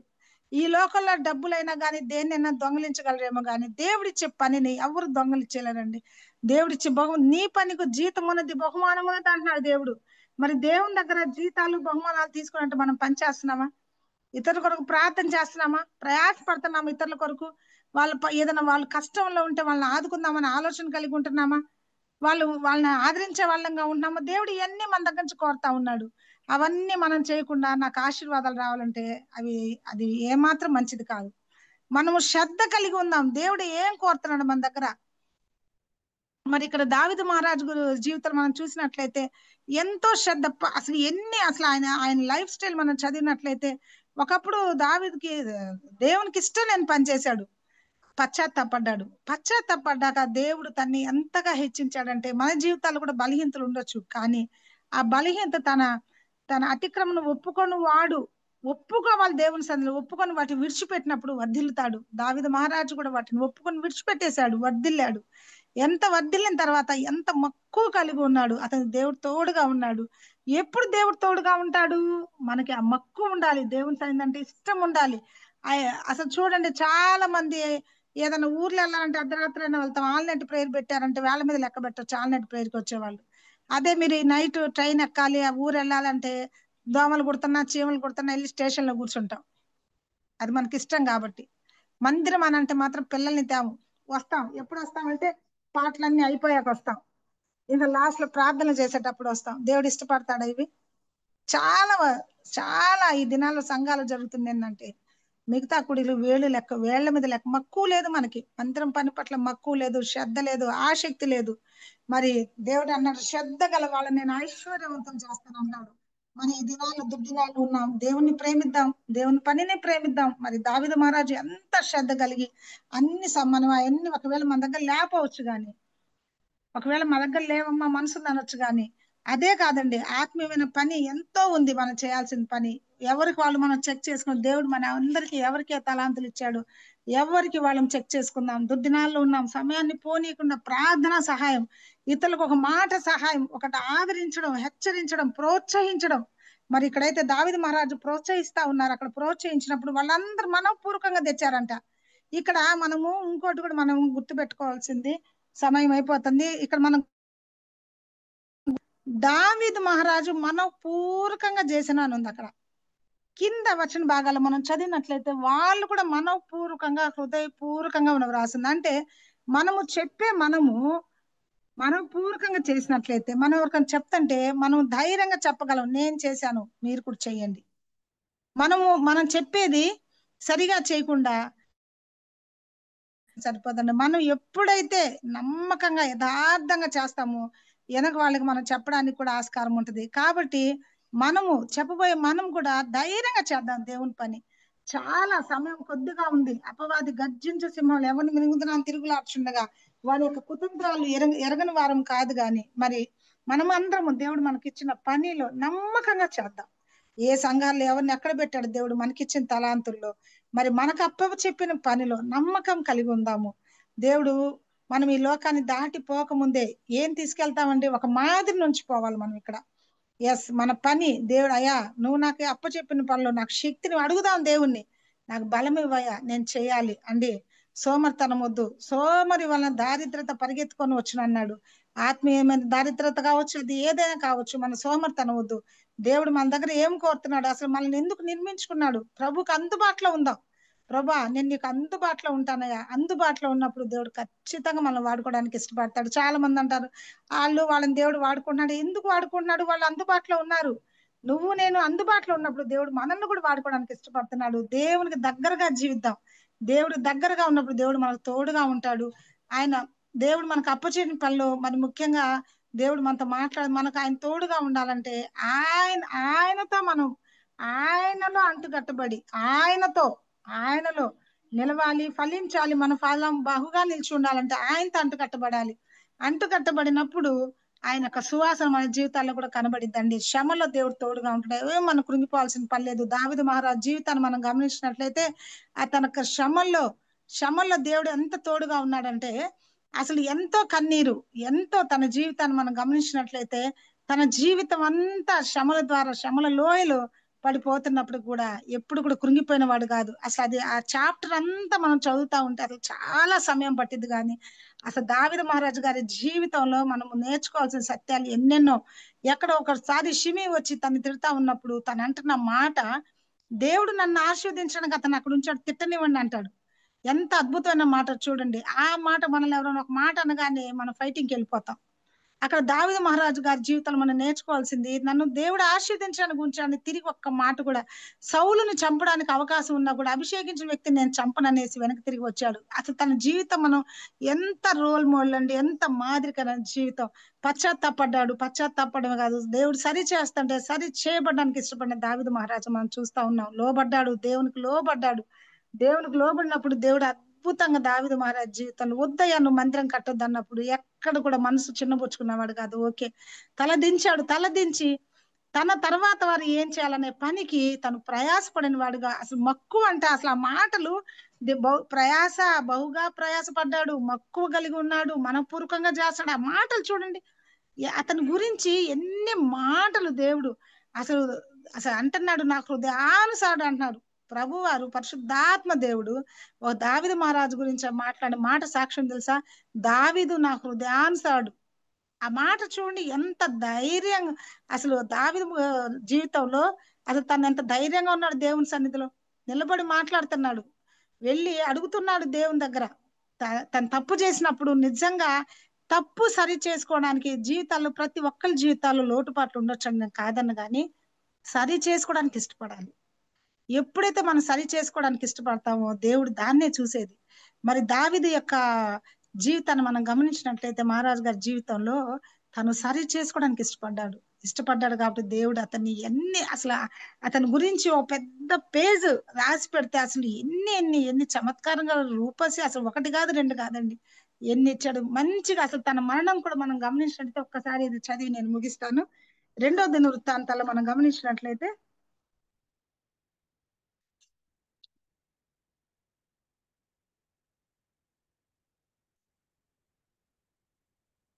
చూడండి, అతని లైఫ్. యెషీ కుమారుడైన దావీదు ఇజ్రాయెల్ అందరి మీద రాజు అయ్యుండును. అతడు ఇజ్రాయేలు ఏలిన కాలము.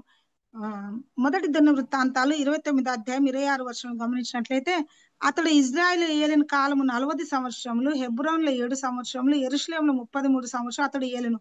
అతడు వృద్ధాప్యం వచ్చిన వాడు ఐశ్వర్యము ప్రభావములు కలిగి మంచి ముదిములో మరణం పొందెను. అతని తర్వాత అతని కుమారుడైన సొలొమోను అతనికి మారుగా రాజాయను. చూడండి, అసలు అతని గురించి సాక్ష్యం పరిశుద్ధాత్మ దేవుడు.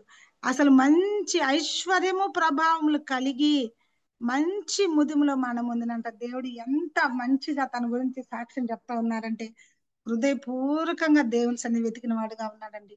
హృదయపూర్వకంగా దేవుని సన్ని ఉన్న నాట్యం ఆడుతున్నాడు, ఆరాధిస్తున్నాడు, స్తుతిస్తున్నాడు. అసలు అవన్నీ అసలు తన గురించి చదువుతా ఉంటే ఎక్కడ కూడా యుద్ధం యెహోవాదని దేవుని తోడుగా అడుగులేస్తా ముందుకు సాగాడు, విజయాలు పొందుకున్నాడు. మంచి మరణం, ఒక మంచి జీవితం దేవుని ద్వారానే సాక్ష్యం పొందిన వ్యక్తి దావీదు నా హృదయానుసారుడు అంటున్నాడు దేవుడు. మరి మన జీవితాలు ఎలా ఉన్నాం? దేవుడు మనకు అప్పచెప్పింది, దేవుడు ఏం కోరుతున్నాడు?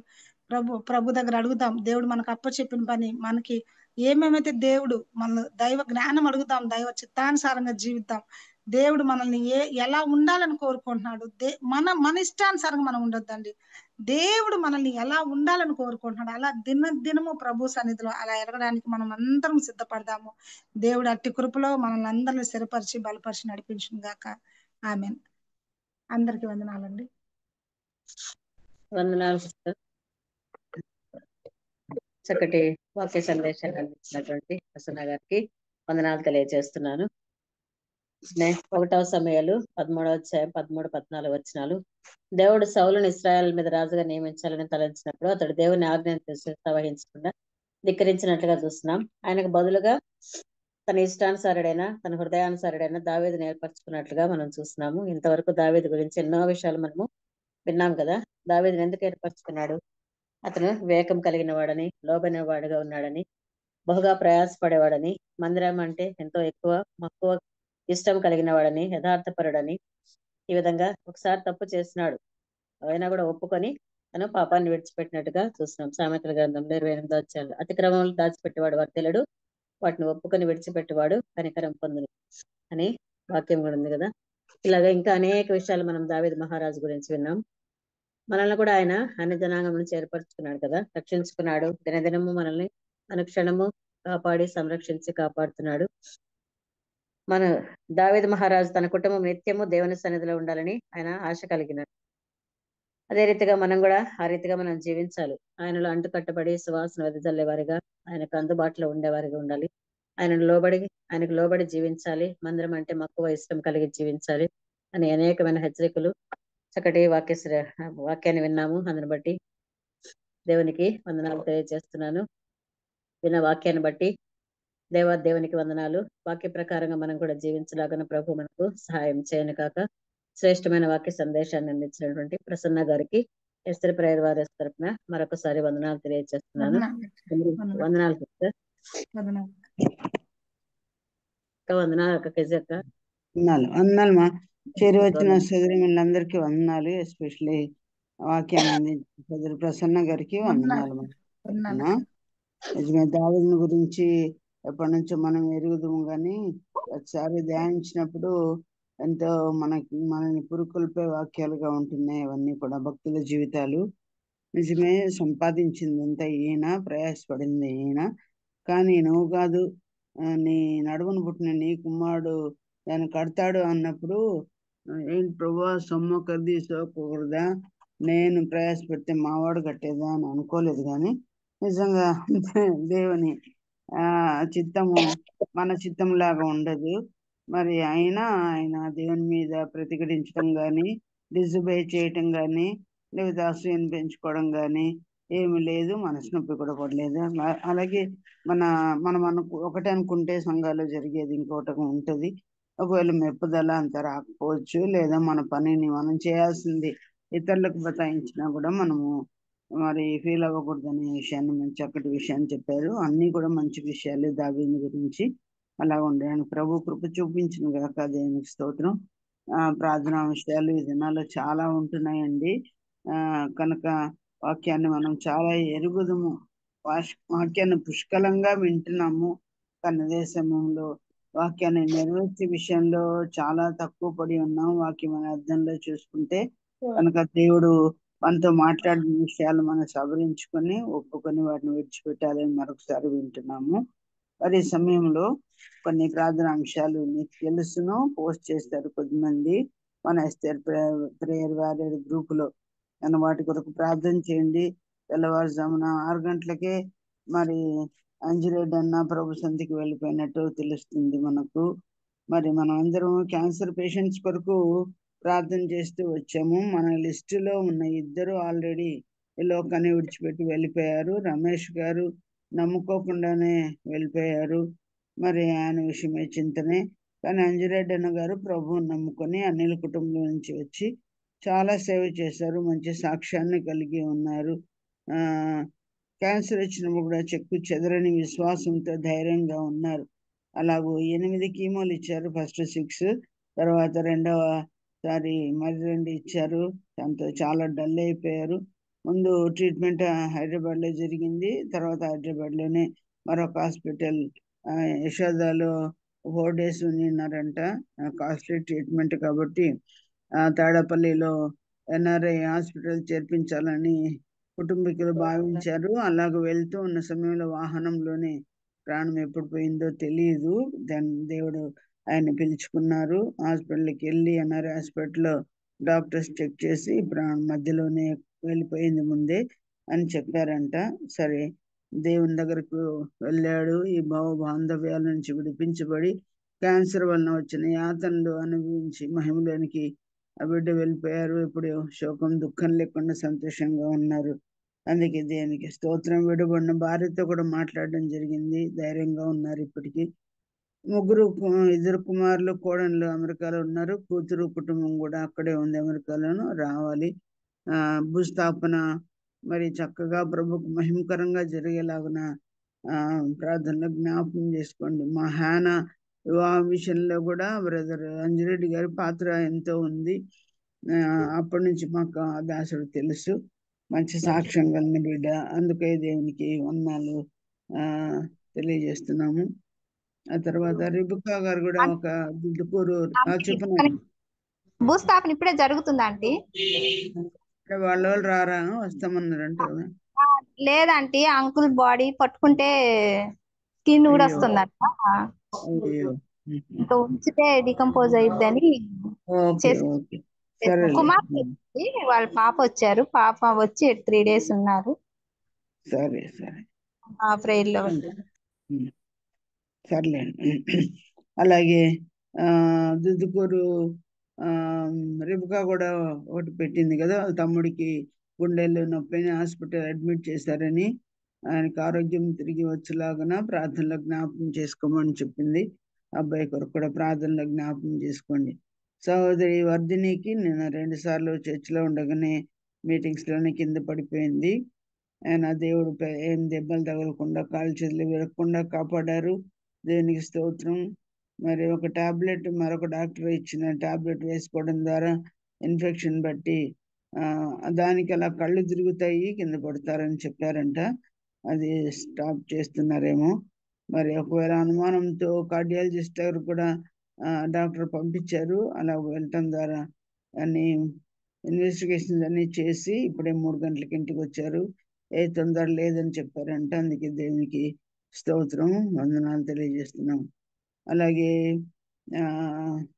జయమణి చార్లెస్ కూడా ఎప్పుడు తన లైఫ్లో హాస్పిటల్ అడ్మిట్ కాలేదంట. టైఫాయిడ్ జ్వరం వచ్చి 103 తగ్గకుండా ఆగకుండా వస్తూ ఉండగా దేశంలో ఫుడ్ పాయిజన్ కూడా జరిగి మరి ఎంతో బాడీ పెయిన్స్తో కూడా బాధపడి హాస్పిటల్లో ఉన్నారు. నిన్న రాత్రి దేవుని కృపను బట్టి జ్వరం కూడా తగ్గి ఇంటికి చేరుకున్నారు. ఇంకా టైఫాయిడ్ని బట్టి కొంత వీక్నెస్ ఉందంట. ప్రార్థించిన వారందరికీ వందనాలు చెప్తున్నారు. సంఘంలోను బయట అందరు స్త్రీలు చేసిన ప్రార్థనలు బట్టి దేవుడు నన్ను బాగు చేశాడు. లైఫ్లో ఎప్పుడు నాకు ఇలా కలగలేదు. దేవునికి స్తోత్రం. వీక్నెస్ కొరకు ప్రార్థన చేయండి అని చెప్పింది. అలాగే చాలా చోట్ల ఒక స్టేట్ అని కాదు, మన దేశంలో నార్త్ ఇండియాలోను సౌత్ ఇండియాలోను ఇక్కడ అక్కడ అని లేకుండా ఈవెన్ మన ఆంధ్రప్రదేశ్లో కూడా మతోన్మాదుల పాత్ర ఎక్కువగా జరుగుతూ ఉంది. ఆంధ్రప్రదేశ్లో SKR స్కూల్లో కూడా జెహోవా నిస్సీ అని చచ్చిపోయిన, అలాగే హోప్ చర్చ్ దగ్గరికి పాస్టర్స్ దగ్గరికి వచ్చి వారిని బెదిరించి ఆరాధన ఆపివేశారంట. ఇంత దౌర్జన్యం బెదిరింపు ఎక్కువగా ఉంది ప్రియులారా. బాపట్ల అలాగే జరిగిందని మనం వింటున్నాం. రకరకాల చోట్ల గోరంట్లలో అలాగే జరిగిందని మనం వింటున్నాం. వీటన్నిటిని బట్టి చూస్తే ఒకవేళ మన రాష్ట్రంలో కూడా పవన్ కళ్యాణ్ కానీ ఆ తర్వాత చంద్రబాబు నాయుడు కానీ ఇలాంటి ఆలోచనలు చెందిన వాళ్ళు ఉన్నారు. మరి కేంద్రంలో ఎంతో అలజడి, ఉత్తరప్రదేశ్లో చెప్పనలవి కానీ పరిస్థితులు ఉన్నాయి.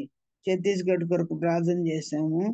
తర్వాత రాయ్పూర్లో కూడా ఆదివారం ఎంతో తొందర జరిగినట్లుగా దౌర్జన్యంగా చర్చి గేట్ అంతా తీసుకొని వెళ్ళిపోతున్నారు లోపలికి.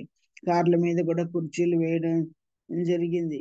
పోలీసు వాళ్ళు వాళ్ళతో పాటు వెళ్తున్నారు కానీ ఊరికనే ఉన్నారు. ఏం వారిని ఎదుర్కొనినట్లుగా మనకు కనిపించట్లేదు. ఇవన్నీ కూడా కళ్ళకు చూపించడానికి షోపుటప్ లాగానే ఉంది కానీ వేరే సహాయం చేసే పోలీసులుగా వాళ్ళు కనపడడం లేదు. కనుక ఇవన్నీ చూస్తుంటే మన ప్రాంతాల్లో కూడా ఇది వచ్చేటట్టు ఉంది. మరి వీటన్నిటిలో చక్కగా ఎంతమంది నిలవగలము. తర్వాత చాలా చోట్ల గర్భాపసి అని వెళ్ళిపోతా ఉన్నారు.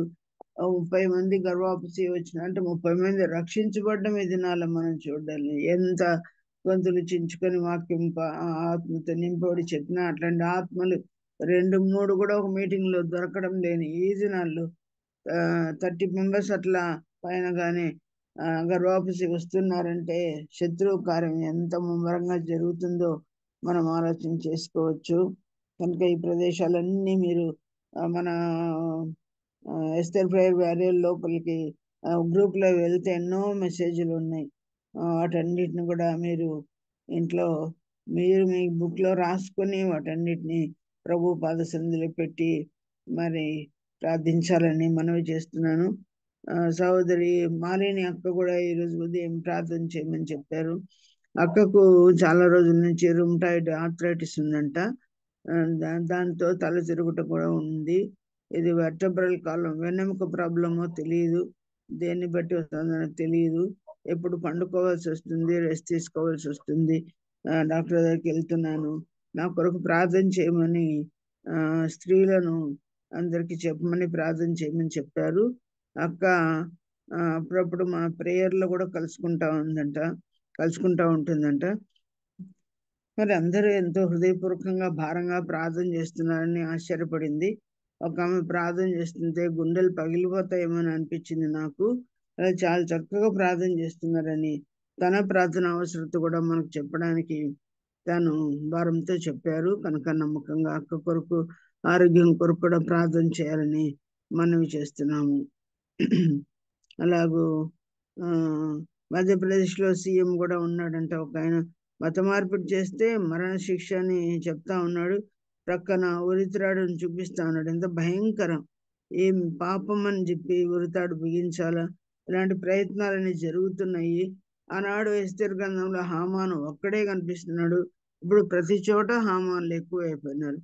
లోకాన్ని అడవుగా చేసిన వాడు ఇతడే కదా అని చెప్పి సాతాను గురించి యెషయా గ్రంథం 14వ అధ్యాయంలో రాయబడినట్టుగా ఇలాంటి హామాన్లు పోకరలుగా ఉన్నారు. మరి కనుక వీరందరి నిమిత్తమై సాతాన్ నిమిత్తమే ప్రార్థన చేయాలి. నిన్న కూడా మీటింగ్స్ లో విన్నాము. పాపానికి, జారత్వానికి, ఇలాంటి పాపాలకు పారిపోవాలంట కానీ సైతాన్ చూసి పారిపోవడం కాదంట కానీ దేవునికి లోబడి ఉండడి, అపవాదిని ఎదిరించడి, అప్పుడు వాడు మీ యొద్దండి పారిపోవునని.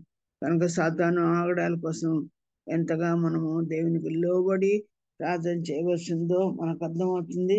కనుక అందుకే ఈ రోజుల్లో మానకుండా 12 గంటలకే మరి జూమ్ సిద్ధంగా ఉంటుంది. ప్రార్థన చేయదలిచిన వాళ్ళందరూ కూడా చేసి భారంగా చేయొచ్చు. ఎందుకంటే సాయంత్రం 4 నుంచి మనం చేసే ప్రార్థనలకి లిమిటెడ్ టైం ఉంటుంది. అప్పుడు ఎక్కువగా దేవుని సందులో ఏ కరువు పెట్టి మనం ప్రార్థన చేయడానికి సమయం ఉండదు. కనుక 12 నుంచి చేయాల్సిన వాళ్ళు అందరూ కూడా 4 వరకు చేయవచ్చు ప్రార్థనలు.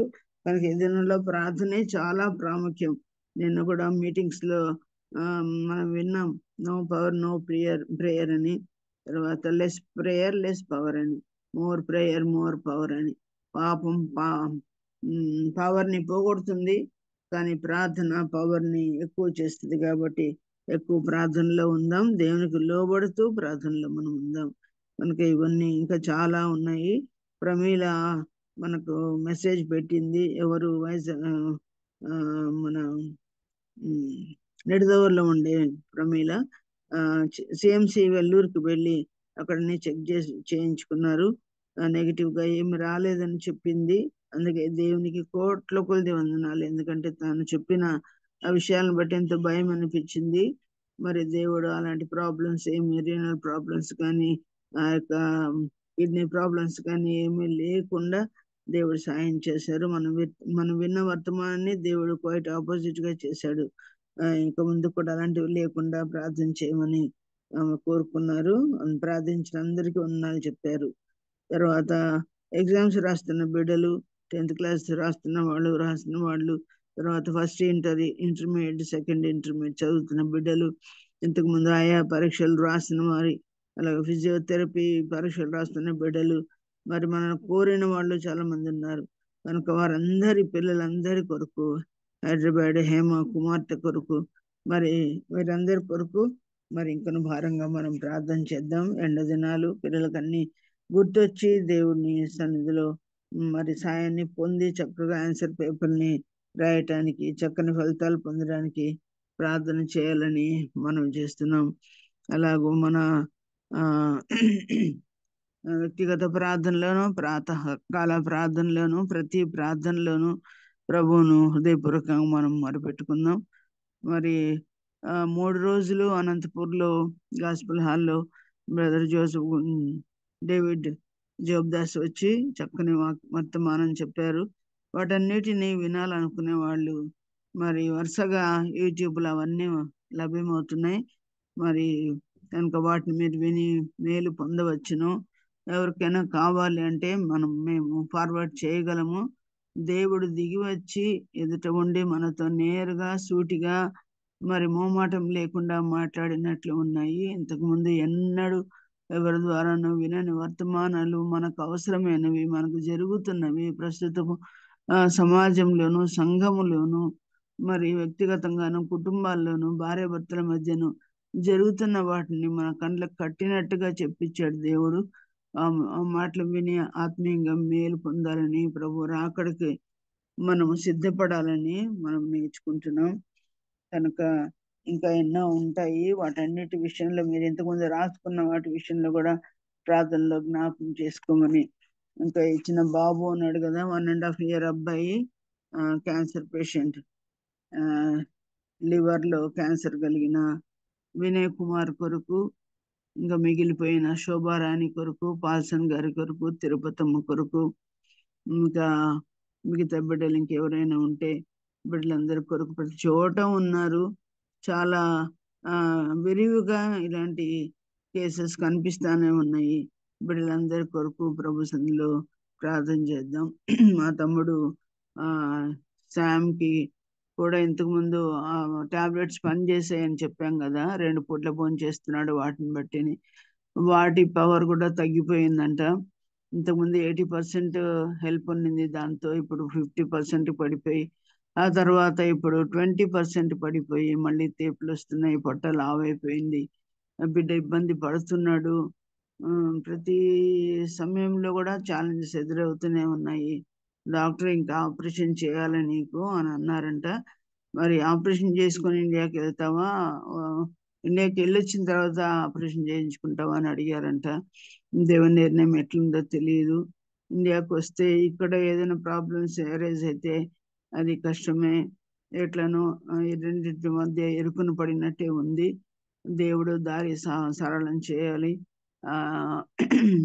ఆ యొక్క రాజైన ఆయన ఏషియాలో ఉన్నాడు కదా, కేతో ప్రారంభమవుతుంది అని పేరు. కాదు కేతో. ట్రంప్ను మూడవ